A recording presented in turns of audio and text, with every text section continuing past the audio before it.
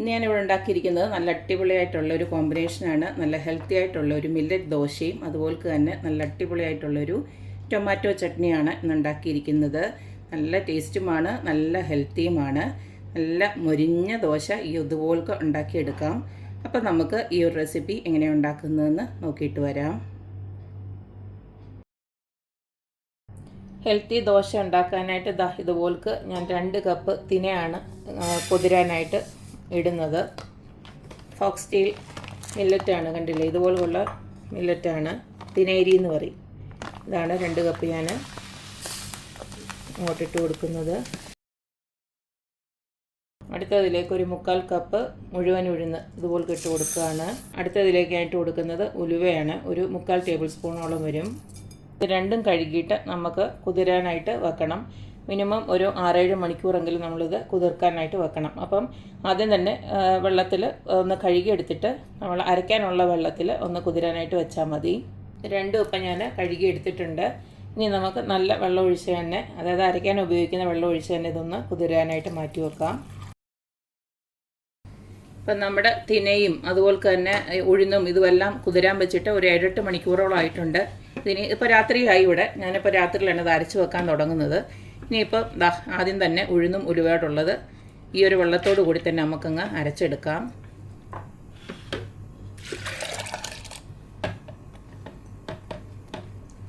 നമ്മൾ രാവിലെ എല്ലാം കഴുകി റെഡിയാക്കി വെച്ചിരുന്നതാണ്, അതുകൊണ്ടാണ് ഞാൻ ഈ ഒരു വെള്ളത്തോടു കൂടി തന്നെ ഒഴിച്ചു കൊടുക്കുന്നത്.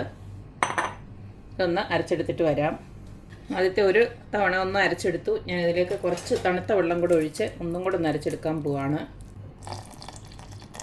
ഉഴുന്നൊരു 3 തവണ നന്നായിട്ട് അരച്ചെടുത്തിട്ടുണ്ട്. ഇതിനി നമുക്കൊരു ചരുവത്തിനകത്തോട്ട് ഒഴിച്ചു വെക്കാം.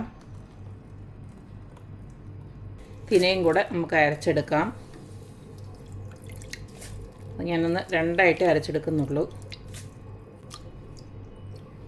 ഈ വെള്ളം തന്നെ അങ്ങ് ഒഴിച്ചു കൊടുക്കാം.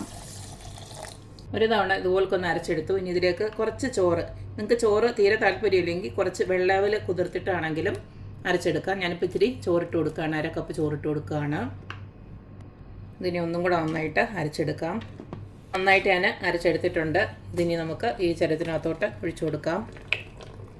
ബാക്കിയും കൂടെ ഇതുപോലെ നമുക്ക് അരച്ചെടുക്കാം. ഈ ഒരു ട്രിപ്പിൻ്റെ കൂടെ ഞാൻ ഒരു 1/2 കപ്പ് വീണ്ടും ചോറിട്ട് കൊടുക്കുകയാണ്. അപ്പോൾ ടോട്ടൽ 1 കപ്പ് ചോറിട്ട് കൊടുത്തിട്ടുണ്ട്. അടുത്ത ട്രിപ്പ് ഇതുപോലെ നല്ല ഫൈനായിട്ട് അരച്ചെടുത്തിട്ടുണ്ട്. ഇനി ഇത് നമുക്ക് നന്നായിട്ടൊന്ന് കലക്കി വെക്കാം.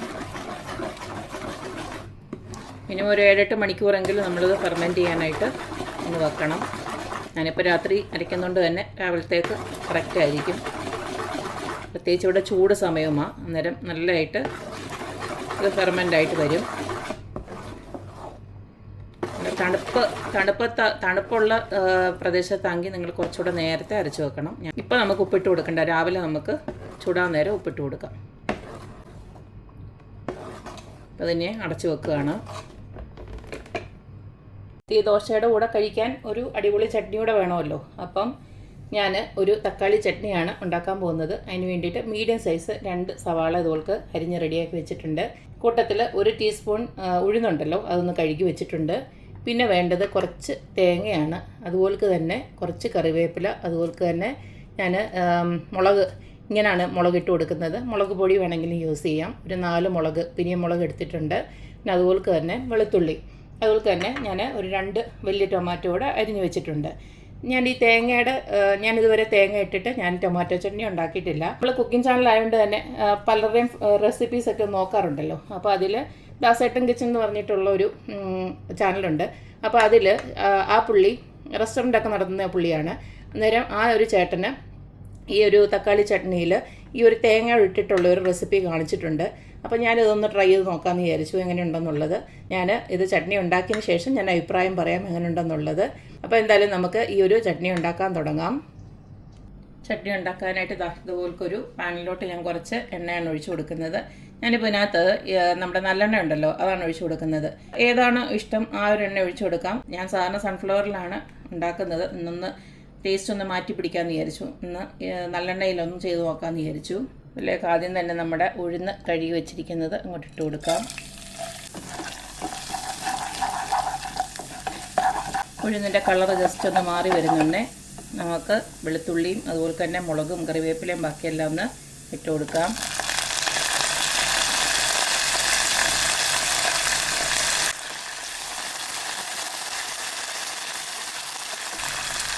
ഉള്ളിയും കൂടി ഇട്ട് കൊടുക്കാം.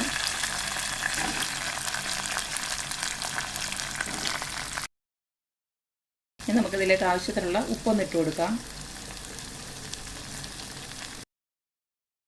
ഉള്ളിയും ഇതൊന്നും വലിയ ബ്രൗൺ കളറൊന്നും ആവണ്ട, ജസ്റ്റ് ഒന്ന് വാടി വന്നാൽ മതി. ഇനി ഇതിലേക്ക് നമ്മൾ എടുത്ത് വെച്ചിരിക്കുന്ന തേങ്ങയും കൂടെ ഇട്ട് കൊടുക്കാം.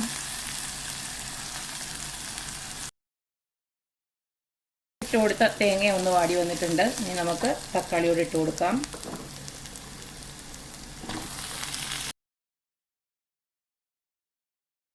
ഇതിലേക്ക് ഒരു പൊടിക്ക് നമുക്ക് കായപ്പൊടിയോടെ ഒന്ന് ഇട്ട് കൊടുക്കാം. ഒരു 1/4 ടീസ്പൂണോളം മതി. ഇതെല്ലാം കൂടി ചേർത്ത് ഇളക്കിയിട്ട് നമുക്കിതൊന്ന് അടച്ചു വെക്കാം. തക്കാളി ജസ്റ്റ് ഒന്ന് വേവുന്നിടം വരെ ഒന്ന് അടച്ചു വെക്കാം.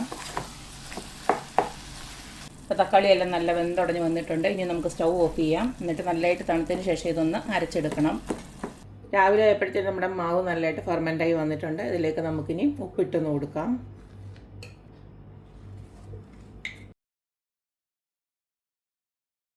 ഉപ്പിട്ടതിന് ശേഷം ഒരു 10 മിനിറ്റോടെ ഞാൻ ഒന്ന് അടച്ചു വെക്കുകയാണ്. ആ സമയം കൊണ്ട് നമ്മൾ ടൊമാറ്റോ ചട്നിയുടെ എല്ലാം നല്ല തണുത്ത് വന്നിട്ടുണ്ട്. അതിനെ ഒന്ന് അരച്ചെടുക്കാം.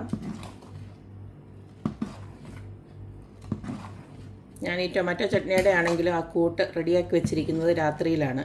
അപ്പം രാവിലെ ആകുമ്പോൾ അത് എളുപ്പമാണ്, നല്ല തണുത്തിരിക്കും. അത് ജസ്റ്റ് ഒന്ന് അരച്ചെടുത്ത് വെച്ചാൽ മതി. എന്തായാലും ഞാൻ ഇനി അത് അരച്ചെടുത്തിട്ട് വരട്ടെ. ടൊമാറ്റോ ചട്നിയുടെ കൂട്ടും ഇതുപോലെ ഞാൻ ഫൈനായിട്ട് അരച്ചെടുത്തിട്ടുണ്ട്. ഇതിന് നമുക്കൊന്നും കൂടെ ഒന്ന് കടുക് വറുത്തെടുക്കണം. കടുക് വറുക്കാനായിട്ട് ആ സെയിം പാനിലോട്ട് കുറച്ച് എണ്ണ നമുക്കൊന്ന് ഒഴിച്ചു കൊടുക്കാം. എണ്ണ ചൂടായി വരുമ്പോൾ കുറച്ച് കടുക് ഇട്ട് കൊടുക്കാം. അതിനോടൊപ്പം തന്നെ കുറച്ച് കറിവേപ്പില, ഒരു 2 വറ്റൽമുളക് കൂടി ഇട്ട് കൊടുക്കുകയാണ്.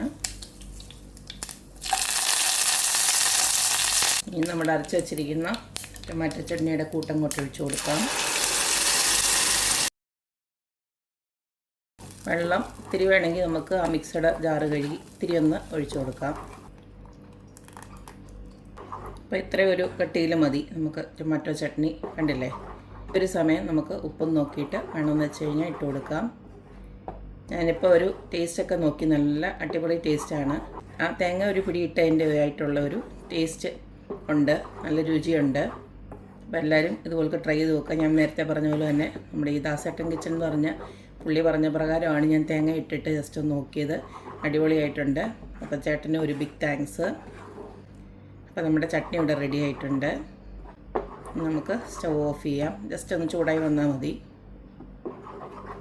അപ്പം മില്ലറ്റ് ദോശ ഉണ്ടാക്കാനായിട്ട് ദോശപ്പാൻ അടപ്പിലോട്ട് വെച്ചിട്ടുണ്ട്. ഇനി നമുക്ക് ദോശ ഓരോന്നായിട്ട് ചുട്ടെടുക്കാം.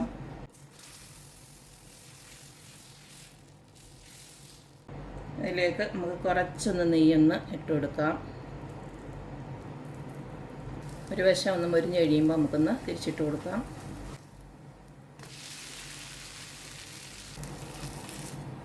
ഇവിടെ അടിപൊളിയായിട്ടുള്ള ഹെൽത്തി ആയിട്ടുള്ള മില്ലറ്റ് ദോശ ഇവിടെ റെഡി ആയിട്ടുണ്ട്.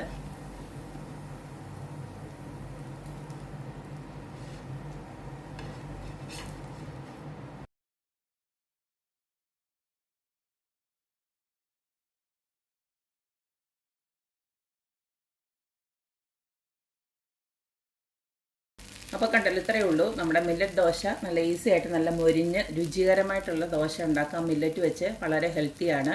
കൂടെ കഴിക്കാൻ നമ്മൾ നല്ല അടിപൊളിയായിട്ടുള്ള ടൊമാറ്റോ ചട്നി ഉണ്ടാക്കിയിട്ടുണ്ട്. ആ ഒരു രീതിയിൽ ടൊമാറ്റോ ചട്നി ഉണ്ടാക്കി കഴിഞ്ഞാൽ നല്ല ടേസ്റ്റുമാണ്. അപ്പോൾ എല്ലാവരും ഇതുപോലൊക്കെ ഒന്ന് ഉണ്ടാക്കി നോക്കുക, ഹെൽത്തി ആയിട്ടിരിക്കാൻ നോക്കുക. കണ്ടില്ലേ, ഇതുപോലൊക്കെ മില്ലറ്റൊക്കെ വെച്ചിട്ട് നമ്മൾ പലതും ഉണ്ടാക്കും. എന്നാലും ഇത് എല്ലാവർക്കും ഇഷ്ടമുള്ള ഐറ്റം ആണല്ലോ ദോശ, നല്ല മൊരിഞ്ഞ ദോശ. അപ്പോൾ ദോശയും തക്കാളി ചട്നിയൊക്കെ ഇതുപോലൊക്കെ മില്ലറ്റ് വെച്ചിട്ടും ഇതുപോലൊക്കെ ഉണ്ടാക്കി കൊടുത്തു കഴിഞ്ഞാൽ വളരെ നല്ലതാണ്, ആരോഗ്യത്തിന് നല്ലതാണ്. ഇതൊക്കെ ശീലമാക്കി കഴിഞ്ഞാൽ വളരെ ഹെൽത്തി ആയിട്ട് തന്നെ മുന്നോട്ട് നമുക്ക് ജീവിക്കാം. അപ്പോൾ എല്ലാവരും ഇതുപോലൊക്കെ ട്രൈ ചെയ്ത് നോക്കുക, അഭിപ്രായങ്ങൾ അറിയിക്കുക. അപ്പോൾ എപ്പോഴും പറയുന്ന പോലെ തന്നെ റെസിപ്പീസ് ഇഷ്ടമുള്ള എല്ലാവരും please like, share and subscribe. അപ്പോൾ ഇനിയൊരു അടിപൊളി വീഡിയോ ആയിട്ട് വരുന്നവരേക്കും ബൈ.